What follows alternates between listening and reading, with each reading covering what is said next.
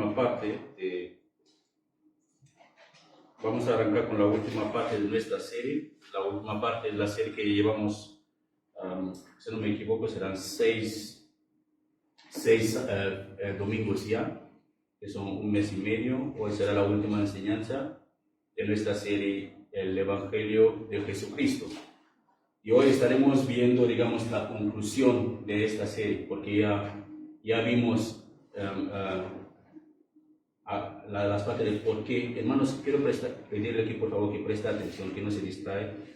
Así ya hacemos lo que hemos venido a hacer aquí. Así que estuvimos hablando de por qué y para qué vino el Señor Jesús, y miramos por qué y para qué murió, y vimos sobre su resurrección, y ahora vamos a hacer como la conclusión final de todo lo que hemos estado viendo. Así que si quieren tomar apuntes, pero presta mucha atención, porque es muy importante, hermanos, que comprendemos el Evangelio, comprendemos la palabra de Dios para poder aplicarla en nuestras vidas y no caer en herejías o en corrientes. Alguien vendrá con una nueva información, dice, uy, tengo una nueva revelación, y uno se divaga hacia allá, uy, no, tenemos que tener una certeza firme en la palabra de Dios y saber aplicarla en nuestras vidas, porque Dios no le agrada solamente que seamos oidores de ella, pero que la aplicamos en nuestras vidas, que la vivimos. Eso es lo que el cristiano tiene que hacer. El cristiano tiene que vivir la palabra de Dios, efectivamente. Así que el título o el tema de nuestra serie de hoy, el Evangelio de Jesucristo, que es la sexta prédica, el tema de hoy es la victoria de Cristo. Así que vamos a seguir. Exactamente, vale. Okay. Así que estaremos viendo diferentes pasajes bíblicos como conclusión de esta serie, ¿vale? Diferentes pasajes bíblicos como conclusión. Y vamos a tomar en cuenta lo que vimos entre las demás enseñanzas. Vamos a tomar en cuenta lo que vimos también hace 2 semanas. Y voy a intentar hacer un resumen de lo que vimos hace 2 semanas para las personas que no estuvieron aquí, o para refrescar un poquito nuestras mentes y sabemos hacia dónde nosotros nos estamos dirigiendo. Hace 2 semanas estuvimos hablando de por qué y para qué murió Jesús. Vimos el por qué y para qué vino. Que el Padre le mandó todo lo que Él hizo porque vino porque el Padre le mandó. Pero hace 2 semanas estuvimos hablando de por qué y para qué vino el Señor Jesús. Y vimos que la muerte del Señor Jesús, tal como su venida y su muerte, todo fue conforme a la voluntad del Padre. No era algo que les pilló por sorpresa, que Él estaba en el cielo y el Padre dijo, hijo, creo que mañana vas a ir a la tierra para... No, era algo de que antes que Dios creó el mundo, antes que el mundo fue creado, Jesús ya había sido crucificado para Dios. O sea, Él ya había sido crucificado. Él ya había sido entregado ya para el perdón de nuestros pecados. Él ya había sido... era un plan ya eterno, algo que antes que el hombre existiera en la tierra, Dios ya había planeado que eso es lo que iba a ocurrir. Y toda la vida del Señor Jesús, su enseñanza, su misma enseñanza, los milagros que Él hizo, su muerte, todo era obediencia al Padre. Él obedecía al Padre. Me espanta hoy en día lo menos reverentes que somos nosotros, que nos llamamos cristianos, cuando vamos a adorar al Señor. ¿Por qué me espanto? Me espanto porque gente contesta sus teléfonos. Estoy hablando con un hermano también en otra congregación aquí cerca, que vino a donar unos libros para la biblioteca. Así que él me explicaba cómo gente contesta sus teléfonos durante la reunión en el local donde se congrega la iglesia. Gente habla, gente está ahí hablando de sus cosas, gente está ahí mirando sus móviles, están ahí leyendo un WhatsApp que acaba de llegar, mandando mensaje de voz, haciendo muchas cosas totalmente distraídas, en vez de estar concentrados o en vez de saber el motivo por el cual vinieron o se congregaron. Es porque hemos perdido el temor de Dios en la iglesia. Antes de evangelizar a otras personas fuera de la iglesia, yo personalmente creo que deberíamos evangelizar primeramente a los de la iglesia. Porque la iglesia se ha convertido como en un lugar donde la gente se esconde y hace lo que ellos quieren hacer con sus vidas en el pretexto de que son cristianos. Hermanos, miramos un ejemplo a los musulmanes. Cuando ellos están en la mezquita para orar, esta gente van todos juntos al mismo tiempo al suelo, se levanta, hace sus oraciones y no escuchas ni un teléfono suena. Nadie se distrae ni a la derecha ni a la izquierda. Ellos están totalmente concentrados en su oración.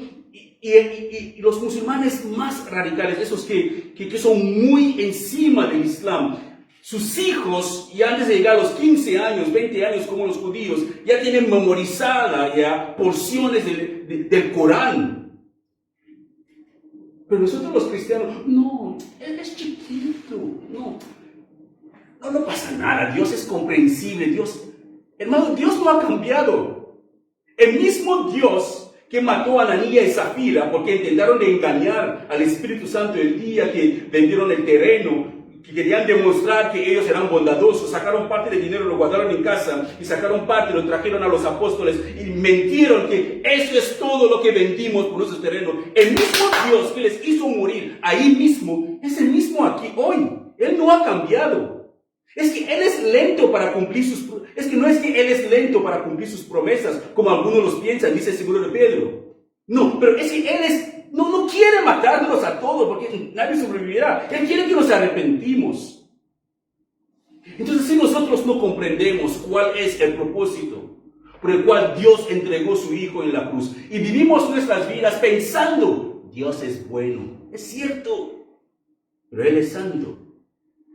Dios no tiene solamente un solo atributo, que es bondad. Él también es santo. Así que yo les pido, hermanos, que presten mucha atención en esta última enseñanza sobre el Evangelio de Jesucristo. Así que hoy veremos cómo la muerte y la resurrección del Señor Jesús nos afecta a nosotros.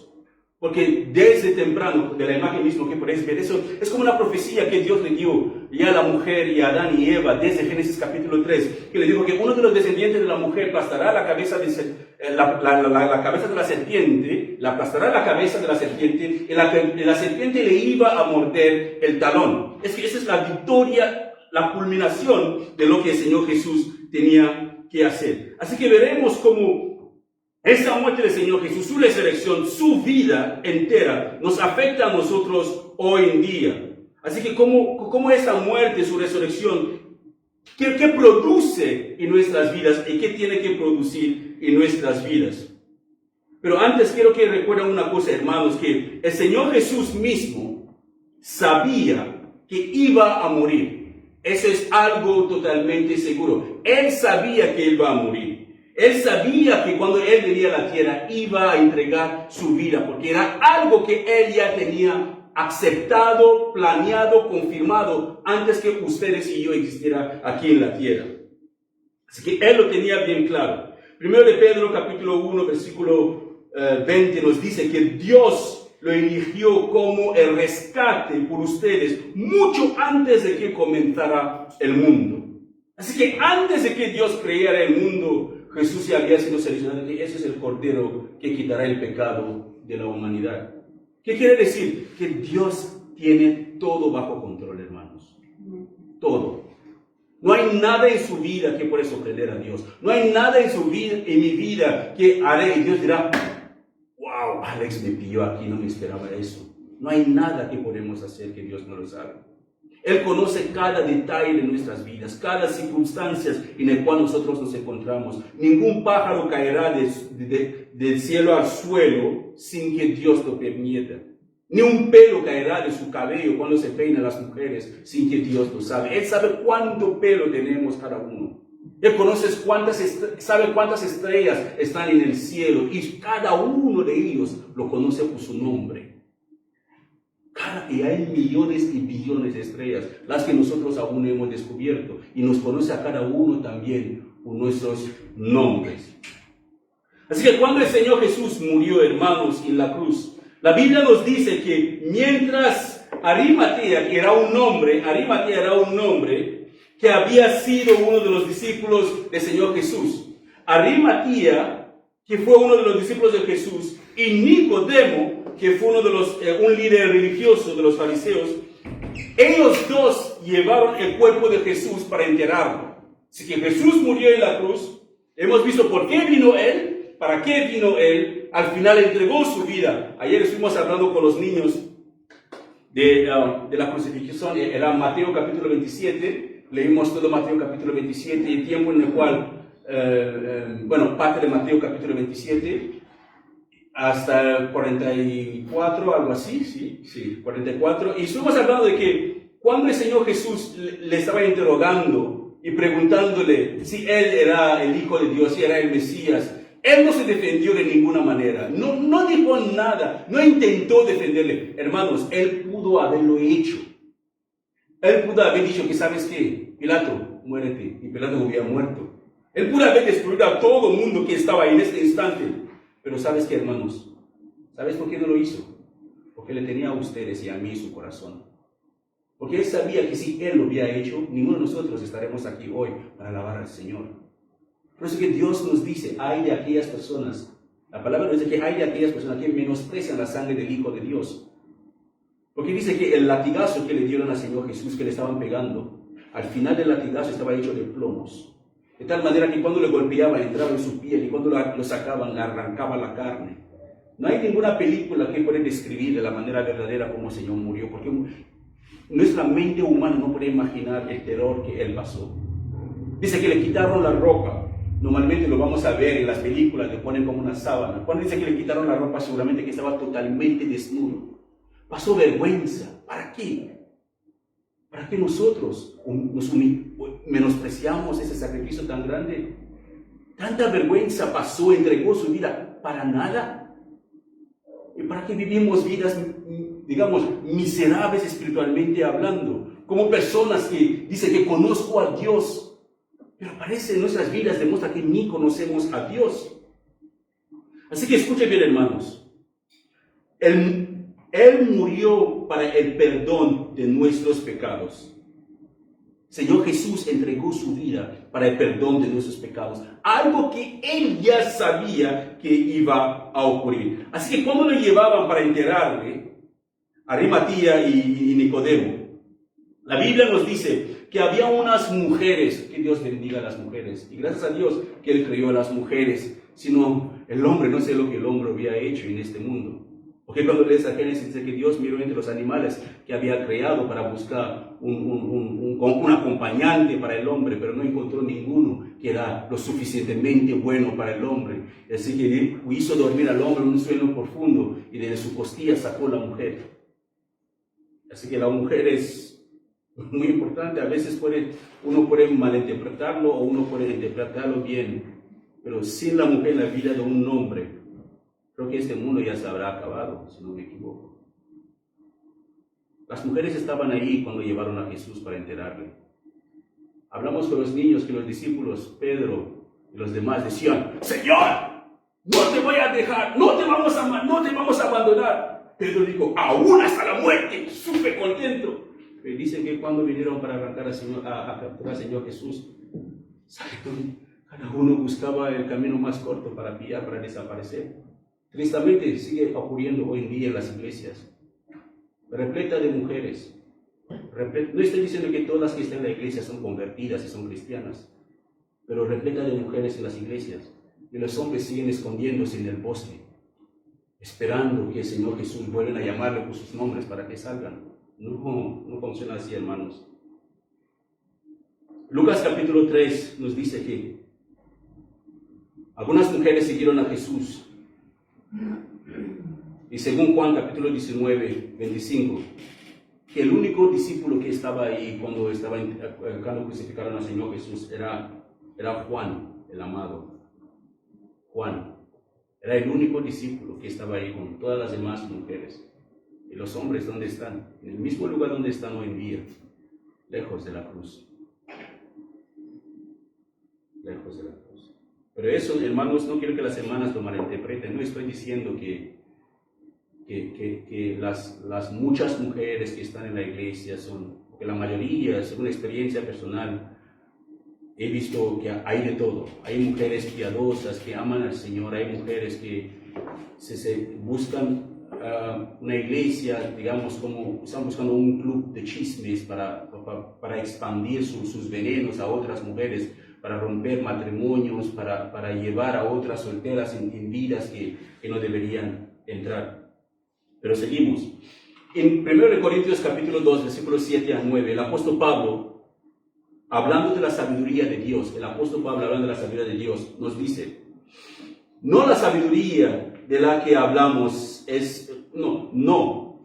la sabiduría de la que hablamos es el misterio de Dios. Así que no es sabiduría humana, es una sabiduría totalmente diferente. Es el misterio de Dios. Su plan que antes estaba escondido, aunque Él lo hizo para nuestra gloria final, aún antes de que comenzara el mundo. Así que Dios tiene su sabiduría de esconder algunas cosas que no lo reveló hasta el tiempo final, el tiempo de los apóstoles. Algo que dice el versículo 8, que pero los gobernantes de este mundo no entendieron la sabiduría, el plan que Dios tenía. ¿Por qué? Porque si lo hubieran sabido o si lo hubieran hecho, no hubieran crucificado a nuestro glorioso Señor. ¿Qué quiere decir? Que si Satanás sabía muy bien que el plan de Dios era que Jesús muriera en la cruz, él quizás hubiera cuidado a Jesús hasta que llega a una edad de los 124 años o 130 años. Él no sabía que Dios había decidido que a través de la muerte de mi hijo, el mundo entero será salvo. Él pensaba que él había ganado. Él pensaba que él había derrotado a la humanidad, él había ganado a Dios, él estaba completamente seguro. Si él supiera, él nunca había empujado y llevado para que se cumpliera ese propósito. Pero Dios en su inmensa sabiduría escondió todo eso, lo guardó. ¿Qué quiere decir, hermanos? Que todo eso fue programado antes de la creación del mundo, antes que los humanos o los animales empezaron a vivir aquí en la tierra. Habla de ellos, aquí es el gobernante de este mundo. Ellos nunca entendieron el plan de salvación de Dios. Por eso que incitaron la crucifixión del Señor Jesús, que resultó a nuestro propio provecho y nuestro propio bien. Porque si el Señor Jesús nunca hubiera sido crucificado, si Él hubiera permanecido así y vivir para siempre, nunca hubiéramos tenido nuestros pecados perdonados. Por eso, hermanos, pero si Jesús hubiera muerto también, si Él hubiera muerto, si Él hubiera sido crucificado, murió, pero nunca resucitó, nosotros no hubiéramos tenido nuestros pecados perdonados por su muerte, pero nunca habíamos sido justificados delante de Dios, porque es a través de su resurrección, porque Él resucitó, que nosotros somos justificados ante Dios, según Romanos capítulo 4, versículo 25. Dice, Él fue entregado a la muerte por causa de nuestros pecados, porque nosotros somos pecadores, por nuestros pecados, para que Dios no nos castiga por nuestros pecados, alguien tuvo que pagar por nuestros pecados. Y estuvimos hablando una vez sobre las diferentes tradiciones de judaísmo, como ellos tenían que matar un cordero cada vez cuando pecaban, dependiendo qué tipo será un pecado o un sacrificio que tenían que ofrecer a Dios. Este cordero, que hasta hoy en día, lo más asombroso es que ni los judíos lo plantean demasiado tanto como los musulmanes, porque los musulmanes siguen practicando este festival del cordero. Pero no es una fiesta islámica, es una fiesta que vino del judaísmo. Pero nosotros nos fue desarrollado, se hizo vivo esta realidad por la obra del Señor Jesús en la cruz, porque todo eso apuntaba a lo que Jesús tenía que hacer. Sinceramente, si uno pregunta a un musulmán, ¿por qué celebráis la fiesta del Cordero? Muchos, o el Ramadán, como le llaman, la fiesta del Cordero, muchos te dirán otras historias. La historia más común que he escuchado, la respuesta más común es, cuando Abraham quería sacrificar a Isaac, así que paramos ahí. Abraham, ¿de qué parte era? ¿Era musulmán o era judío? Ahí empezó la tribu, el pueblo de Israel, que no eran musulmanes, así que empezamos mal. Cuando Abraham quería sacrificar a Isaac, según lo que dicen, que el cordero, que cuando él quería apuñalarle, el cordero que estaba ahí habló que no mata a tu hijo, mátame a mí. Una historia bíblica, pero torcida. No sé si usted me entiende. Es una historia de la Biblia, pero torcida. Hecha de una manera diferente. Si alguien ha leído su Biblia, sabrá que Dios dijo que no haga daño al muchacho.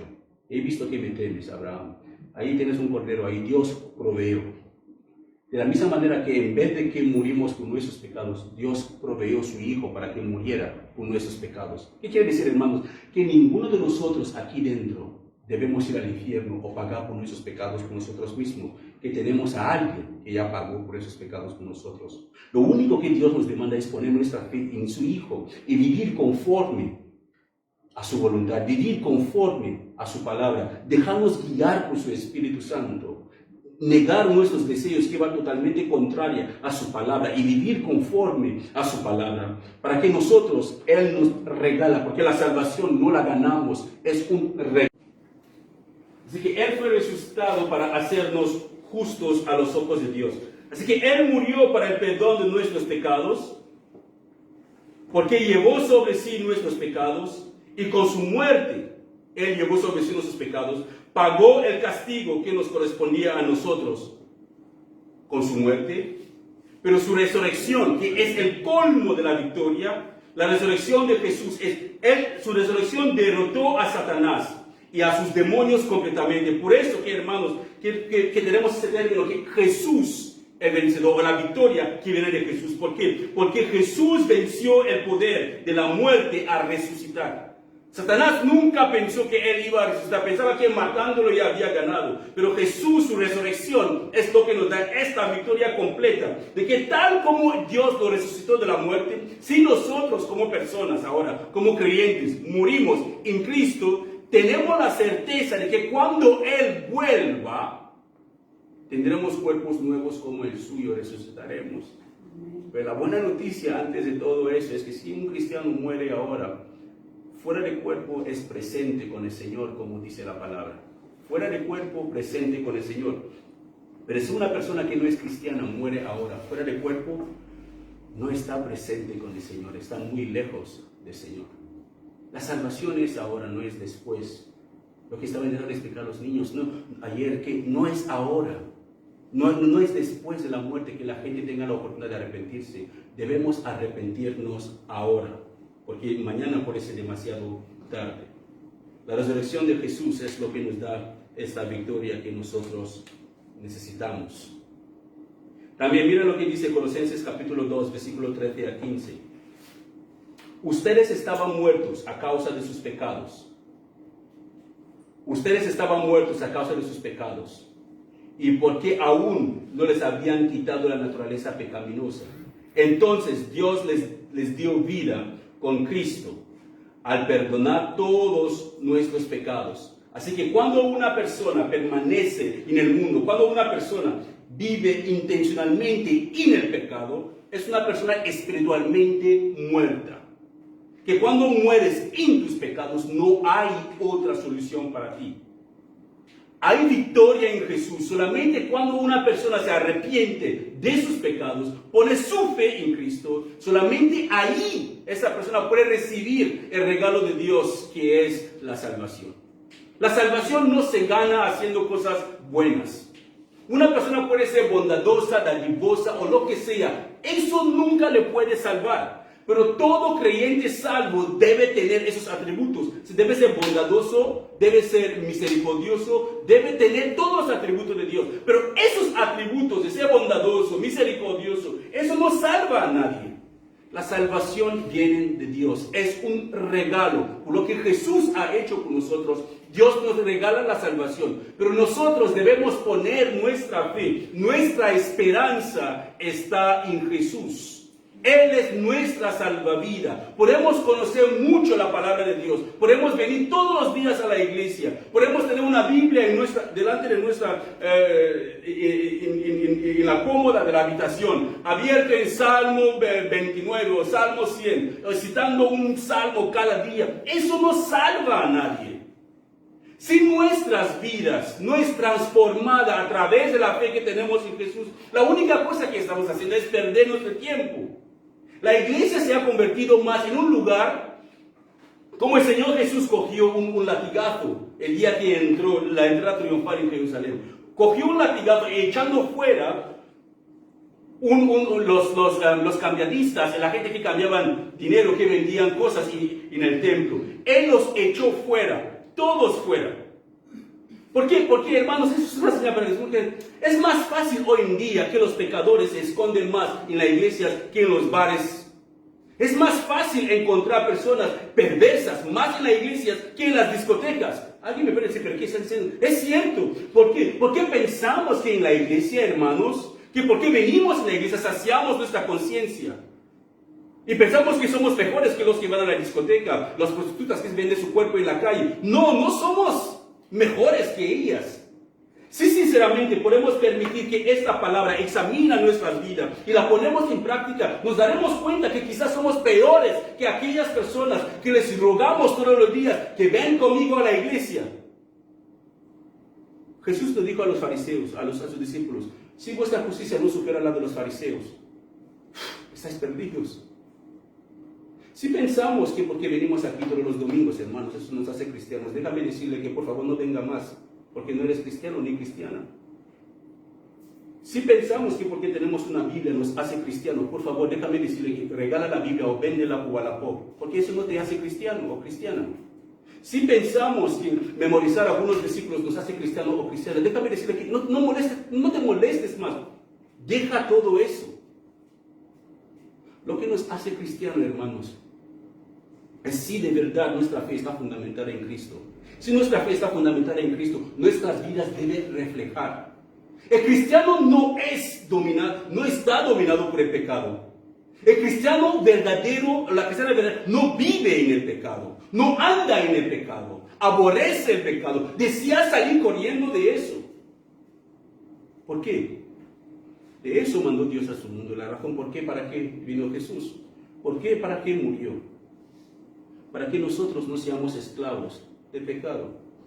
Así que si yo abro mi boca y digo que yo soy hijo de Dios, soy hija de Dios, confieso que Jesús es mi Señor y mi Salvador, tengo que pararme a mí mismo y examinar mi vida. A ver, la manera que estoy viviendo, ¿acaso está alineado a esta palabra? Dios llama el sexo antes del matrimonio pecado. No hay otra manera que podemos llamarlo, es pecado y punto. Dios llama la mentira mentira. No existe mentira piadosa, es mentira. Dios llama a estafar, otras personas a robar. No existe otra manera de robar, es robar. Uno no tiene que hacerlo 1000 veces para ser considerado un pecador. Una vez es suficiente. Así que si he hecho algo una vez, pero a esta vez no lo estoy haciendo solamente una vez, estoy viviendo en ello y pienso que por engañarme, mira hermanos, lo peor de todas las cosas es engañarse a sí mismo. Cuando los discípulos de Jesús le preguntaron, Señor, ¿cómo sabremos que el fin ya llega? ¿Cuándo llega tu reino? El Señor Jesús les dijo la primera cosa, ojo, mira que nadie les engañe. ¿Qué quiere decir? Que el engaño es lo primero. Una de las primeras señales que demuestra que Jesús viene. Pero no es el engaño solamente que otras personas vienen de engaño, es el autoengaño. El autoengaño es lo más difícil de reconocer. Yo me autoengaño, me convenzo de convencer que la homosexualidad está bien y tomo la decisión de vivir en el homosexualismo. Me estoy engañando a mí mismo.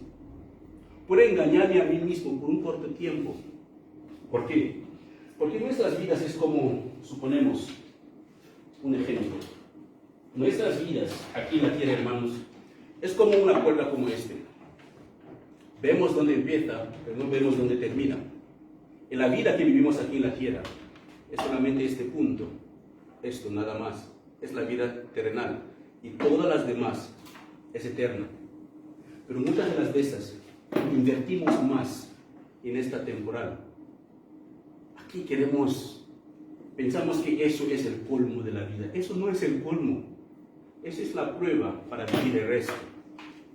Así que si yo me concentro solamente en esta pequeña parte de la vida, y pensando que estoy viviendo la vida, porque me congrego, voy a la iglesia todos los domingos, tengo una Biblia, ando con cristianos, hablo el lenguaje cristiano, y pienso que por hacer estas cosas me convierte en cristiano, hermano, estoy totalmente perdido. Mi relación con Dios debe tener que ser determinada, no solamente por las acciones, es en quién de verdad, hermanos. Pregúntate, hermanos, ¿en quién de verdad confías? ¿En quién de verdad crees? Hay preguntas que me gustaría que reflexionamos sobre ellas mientras que vamos avanzando. ¿Y por qué viniste aquí esta tarde? ¿Quién te trajo? ¿O quién te convenció? ¿Pensaba que regalamos tarjetas de metro? ¿O estaban dando caramelos? ¿O estaban repartiendo comida? ¿Por qué viniste? Si tu motivo cuando saliste de tu casa no era Jesús, vuelve a tu casa y reflexiónalo y regresa otra vez. Porque si salimos de nuestras casas y Jesús no es el motivo, el motor que me mueve para ir a unirme con mis hermanos, pues es porque no es Jesús, no es Jesús mi motivo. Porque muchas veces oramos para que Dios nos bendice, y Él nos bendice en su inmensa misericordia, pero amamos más las bendiciones que al Señor que nos bendice. Es a Él que amamos más. Es a Él. Mira lo que dice Colosenses capítulo 3, 2, 13 a 15 dice: ustedes estaban muertos a causa de sus pecados, y porque aún no les habían quitado la naturaleza pecaminosa. Entonces, Dios les dio vida con Cristo, al perdonar todos nuestros pecados. Él anuló el acta con los cargos que había contra nosotros y la eliminó clavándolo en la cruz. De esa manera desarmó a los gobernantes y a las autoridades espirituales. Los avergonzó públicamente con su victoria sobre ellos en la cruz. ¿Qué quiere decir el acta? Había un acta dictado, ¿sabes? Cuando uno va a un juicio, te ponen todos los crímenes, todo lo que has hecho, como los crímenes que has cometido, te lo ponen. Así con esto, cuando el juez lo toma, lo lea para condenarte, para condenarme a mí. Es lo que lee el juez, según todas las pruebas que tiene. Pero todo el acta que contenía nuestros pecados, Dios lo tomó y lo clavó a su Hijo que estaba en la cruz. Y ahora ustedes y yo nos presentamos delante de Dios sin ningún cargo, totalmente libres. Pero solamente cuando ponemos de verdad nuestra fe en Cristo Jesús. No con palabras, hermanos. El Espíritu de Dios debe gobernar nuestras vidas. Jesús tiene que convertirse en el centro de nuestras vidas. Tenemos que ver el pecado como Dios lo ve, iglesia. Ver el pecado como Dios lo ve. Aborrecer el pecado como Dios le aborrece. Nos estamos autoengañando. Nos estamos autoengañando. Mira lo que pasó con Ananías y Zafira. Es el mismo Dios que estamos sirviendo. Pensamos que porque vivimos en pecado que nadie lo sabe, o aunque la gente lo sabe, ¿qué más importa? Es tu vida. El que está libre de pecado tira la primera piedra. Eso es lo más común que escuchamos. Pero ¿sabes qué? La Biblia dice que los que viven intencionalmente en el pecado, después de haberse advertido, no quieren cambiar, que le echan fuera de la iglesia. Que salgan, no se unen, ni comen con ellos. Ni interrelacionarse con ellos. No lo hagas. Es lo que dice la Biblia. No es una herejía, no es legalismo, es bíblico. Que las personas que viven intencionalmente en el pecado, no importa qué pecado, mentira, lo que sea, pero intencionalmente y no quieren cambiar, a esos, dice la palabra de Dios, ni comen con ellos. Pero hoy en día si intentamos hacer que no hay amor en la iglesia, no hay amor. No, es que Dios va en serio con el tema de la santidad. No es un juego, no es una broma. Así que estábamos todos muertos en nuestros pecados, todos muertos espiritualmente a causa de nuestros pecados. Nadie, escucha bien hermanos, no había vida en ninguno de nosotros, pero Dios nos dio vida. Éramos enemigos de Dios, pero aparte, aún que éramos enemigos de Dios, Dios decidió alcanzarnos para darnos vida. Él hace eso quitando nuestros pecados cuando ponemos nuestra fe en Jesús. La sentencia que había en contra de nosotros, Él los clavó en la cruz, demostrando que Jesús ahora toma nuestro lugar en la cruz, la sentencia que nos correspondía. Haciendo eso, las cadenas con las que Satanás nos tenía amarradas se rompen. Ese pecado que dominaba nuestras vidas pierde su fuerza. El cristiano no es dominado por el pecado. Es lo que dice la Biblia. El cristiano no es dominado por el pecado. Que nadie venga y dice, hermano, entiéndelo, es que me cuesta. No es que te cueste, es que no conoces a Salvador. Es porque no conocemos a Él que rompe las cadenas. Es Cristo quien rompe las cadenas. Es Cristo quien salva. Es imposible que tengamos un encuentro con Jesús. En nuestras vidas no cambian. Porque hay gente en las iglesias durante casi 10 años, siguen en la misma basura de siempre. Siempre la misma basura. ¿Por qué? Porque nunca conocieron a Jesús. Conocieron a los hermanos de la iglesia, conocieron al pastor y a su mujer, conocieron a los hijos del pastor, conocieron a muchos de los hermanos, salieron por la calle para evangelizar con pancartas. Jesús vive, pero en su corazón no hay ese Jesús. En sus vidas no hay ese Jesús. Pero quieren convertir al mundo. Hermano, ¿a quién engañamos? No podemos convertir al mundo si nosotros no estamos convertidos. Es como yo quiero enseñar chino a alguien que no sé hablar chino. No tiene sentido. Esto que la palabra le está diciendo. Por eso el apóstol Pablo, hermano, mira lo que dice en Efesios capítulo 2. Porque por gracia sois salvos por medio de la fe. Y eso no de vosotros, pues es un don de Dios. No por obras para que nadie se gloríe. Somos salvos por gracia. La salvación es un regalo. Pero respondiendo para recibir esa salvación es un acto intencional de cada uno de nosotros. Es que tengo la responsabilidad de responder a la hora de escuchar el Evangelio. Es mi responsabilidad. Dios me ha dado a mí esta posición de tomar.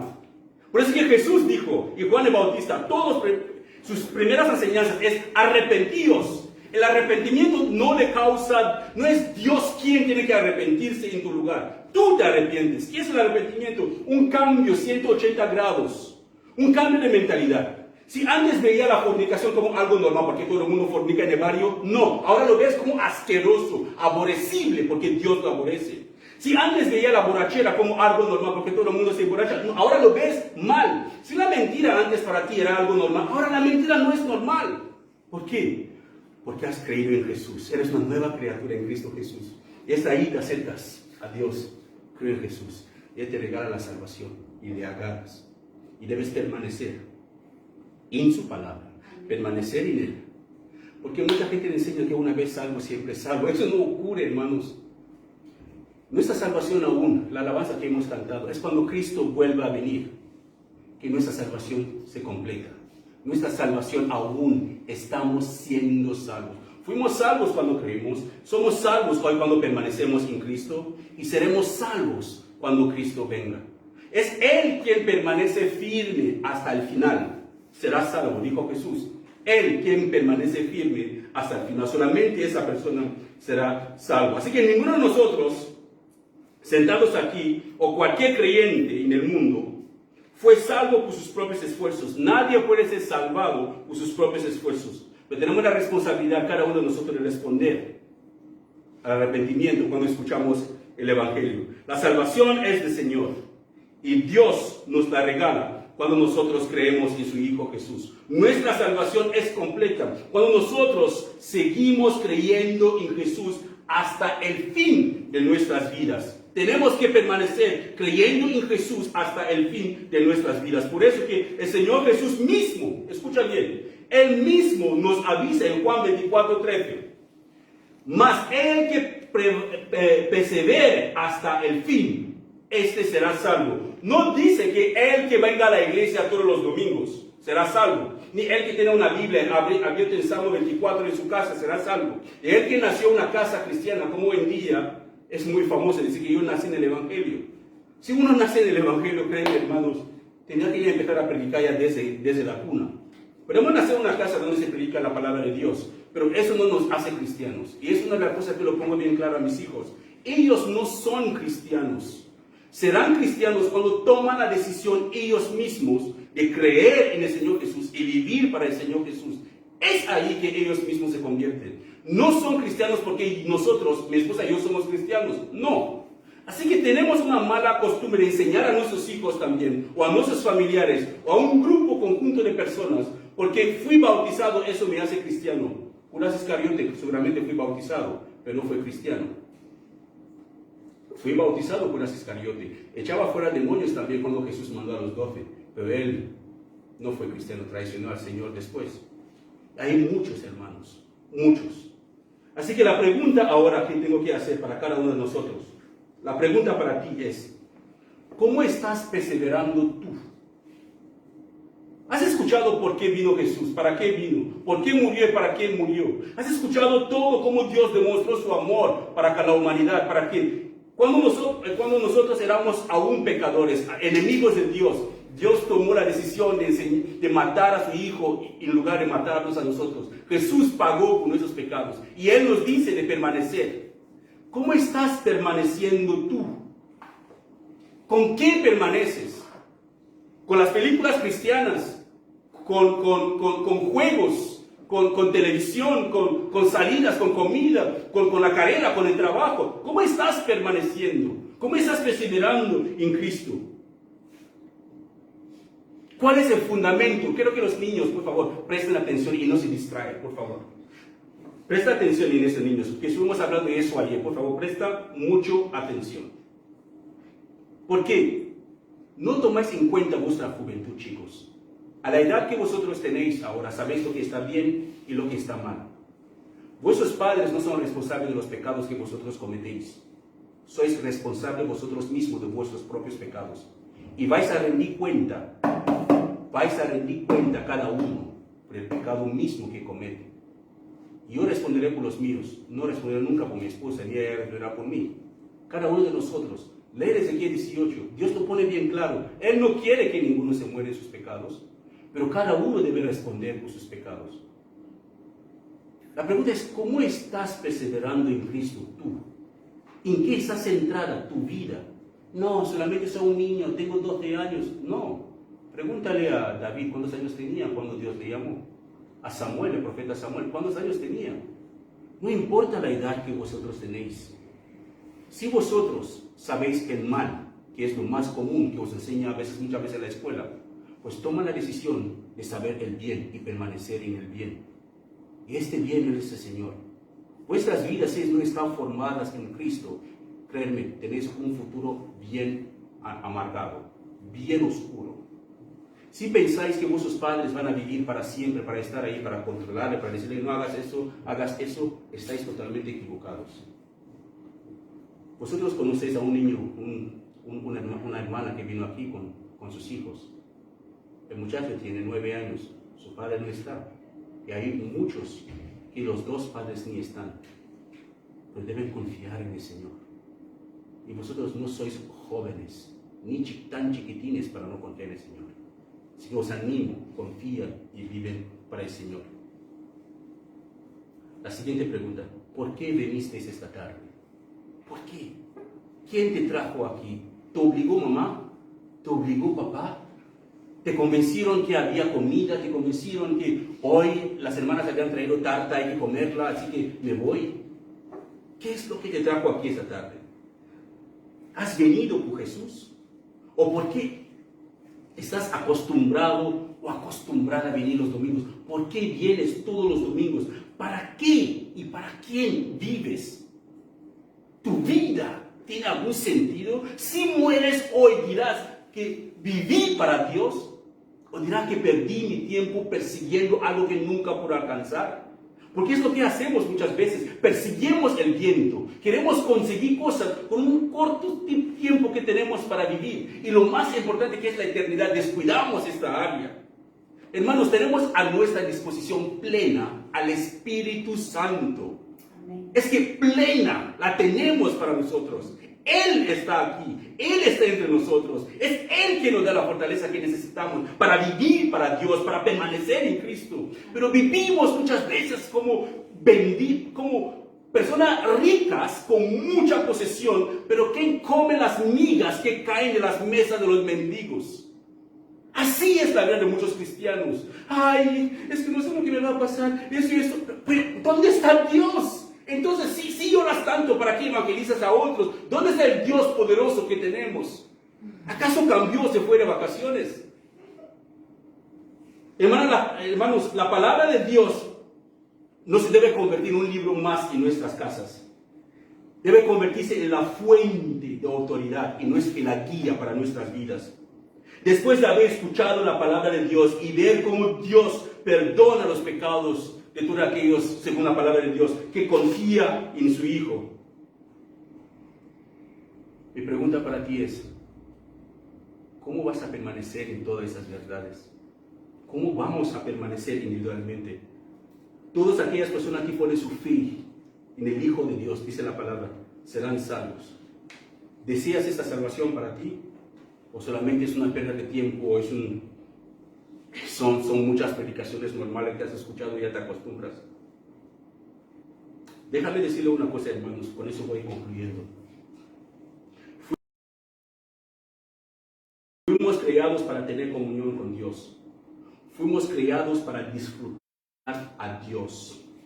Fuimos creados para adorar a Dios y estar totalmente completos y satisfechos en Dios. Fuimos creados para Dios, para su gloria y para su honra. Pero si no quieres cumplir el propósito que Dios te creó, es como una persona que va al súper, compra muchas cerezas, las fresas, ¿sabes? Las fresas se pudren más rápidamente. Compras muchas fresas, llegas a casa, algunas están aplastadas y achafadas y huelen ya mal, tienen hongos. ¿Qué harás con esas fresas? ¿Las comerás? ¿Las limpiarás para comerlas? Nadie las comerás, las fresas podridas, las tirarás en la basura. Porque esas fresas fueron sembradas para cumplir un propósito, que es saciar tu hambre, saciar tus ganas de fresa y para darte todos los minerales o los nutrientes que tú necesitas.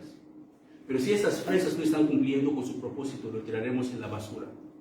Lo vuelvo a repetir, algo que les he dicho muchas veces. De la misma manera, hermanos, Dios tiene un basurero, donde las personas que no le sirven a ellos mismos, ni a los demás, ni a Dios, Dios le eche ahí. Y la Biblia nos hace entender que este basurero, la persona que predicó más de este basurero, es el Señor Jesús. Es el infierno.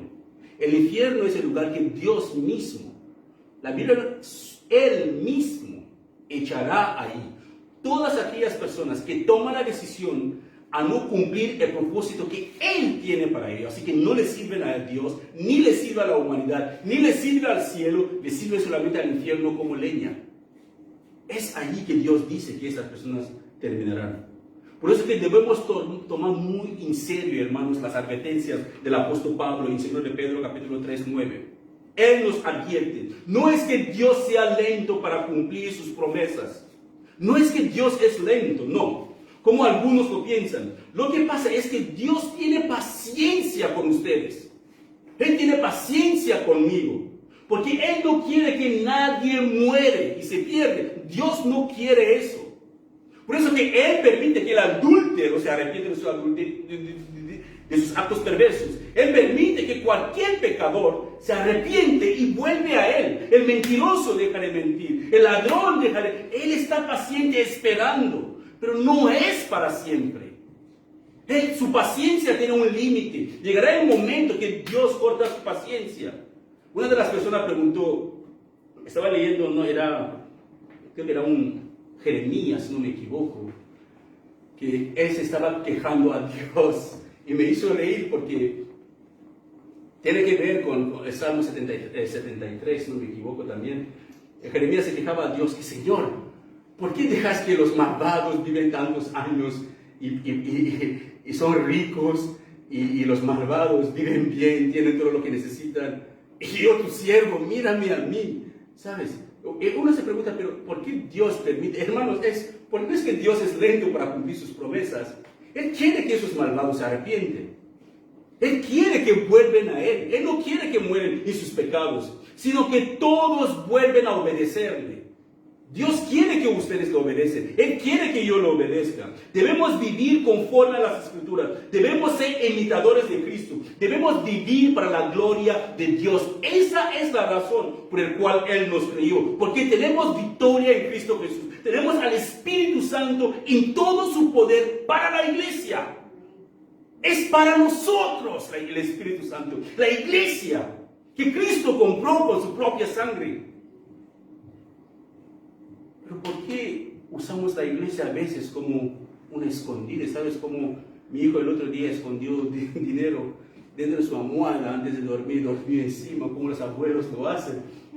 ¿Sabes? Eso es ¿sabes? Es que en la iglesia, convertimos la iglesia como el lugar donde escondemos a los pecadores, donde no queremos ofender. El hermano tal está estafando el Estado. No le diga nada, no hay que ofenderle. Hermanos, si de verdad si de verdad amamos a este hermano, le vamos a exhortar, porque si muere en sus pecados, irá al infierno. Si el hermano se enoja, y no se enoja porque usted lo exhortó, que se enoja porque la palabra de Dios le confrontó. Así que es necesario, hermanos, es necesario. Iglesia, escucha bien. Cuando los hijos de Israel fueron a luchar contra los de Ai, si no me equivoco, es una sola persona pecó, una sola persona robó algo que Dios le dijo que no roben nada, y se lo guardó en su casa, lo puso ahí debajo de la tierra, cavó un hoyo y lo dejó ahí. Pero cuando los hijos de Israel perdieron la batalla, Dios le dijo a Josué, tu pueblo pecó. El pecado de un miembro en esta congregación o de cualquier iglesia, y toda la iglesia está consciente de que ese miembro o esa miembra vive en pecado y no hacemos nada para ayudarle para que salga y la persona permanece en el pecado. Hermanos, todos nosotros de alguna manera nos afecta espiritualmente. ¿Por qué? Porque estamos promoviendo el pecado. Ni en nuestros trabajos promueve a los malos trabajadores. Les despidan. Les despidan. Pero la iglesia se ha vuelto un lugar permisivo al pecado. No, déjale. Mientras que sigue viniendo a la iglesia, no pasa nada. Un día Dios le tocará su corazón. No, no es lo que la Biblia enseña. La Biblia dice que es un lugar santo. Somos como pilares, proclamadores de la verdad. Si cuando la gente nos ve, tiene que ver a Dios.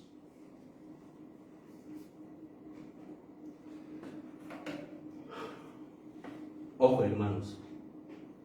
Congregarnos no debería hacernos sentirnos más cristianos o más cristianas. Que a veces, como les he dicho, encontramos las peores prácticas perversas en la iglesia que en el mundo. En la iglesia de Corinto, Pablo les avisa, algunos hombres estaban casándose o teniendo relaciones con la mujer de sus padres en la iglesia. Seguimos con estos hasta hoy en día.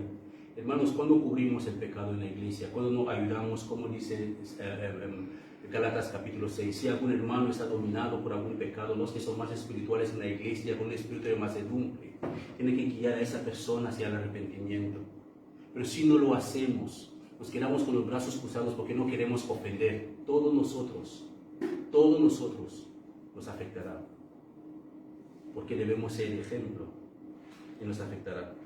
Debemos aborrecer el pecado tal como Dios lo aborrece. No vivir nuestras vidas para agradar a la gente, sino debemos vivir nuestras vidas para agradar a Dios. Es a Él que debemos rendir cuentas. Es a Él que rendiremos cuentas igualmente. Es Él quien nos juzgará.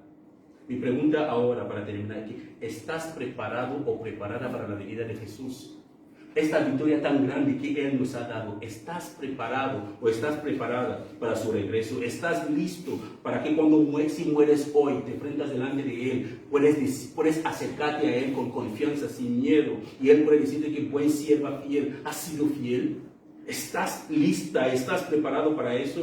¿Estás siendo guiada o guiado por el Espíritu Santo de Dios? ¿O estás siendo llevado por tus propios impulsos y deseos? Así que, hermanos y hermanas, yo les suplico nada más que reflexionen. La victoria de Jesús es nuestra si nosotros permanecemos en Él. Amén. Es nuestra la victoria. Amén. Tenemos al Espíritu Santo a nuestra disposición a pleno. Él está con nosotros, Él está en nosotros. Él quiere hacer la obra que Dios le ha mandado para hacer.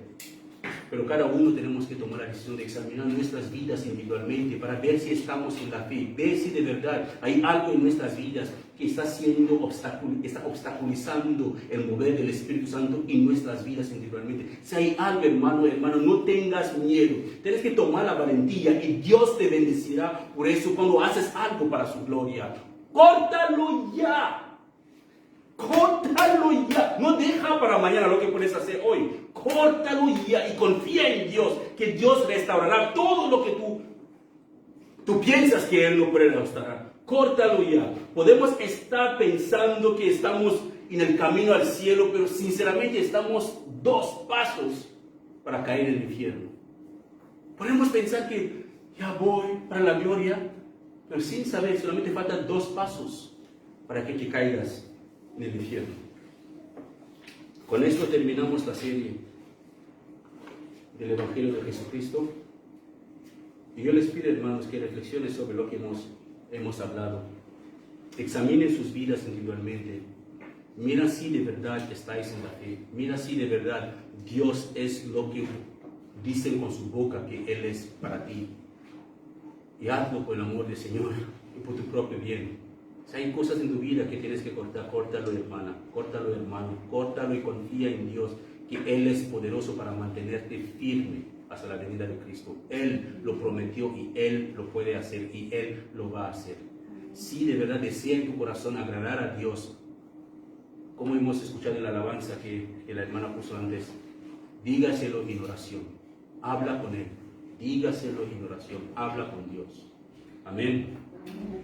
Padre, gracias te damos porque tu palabra es verdad.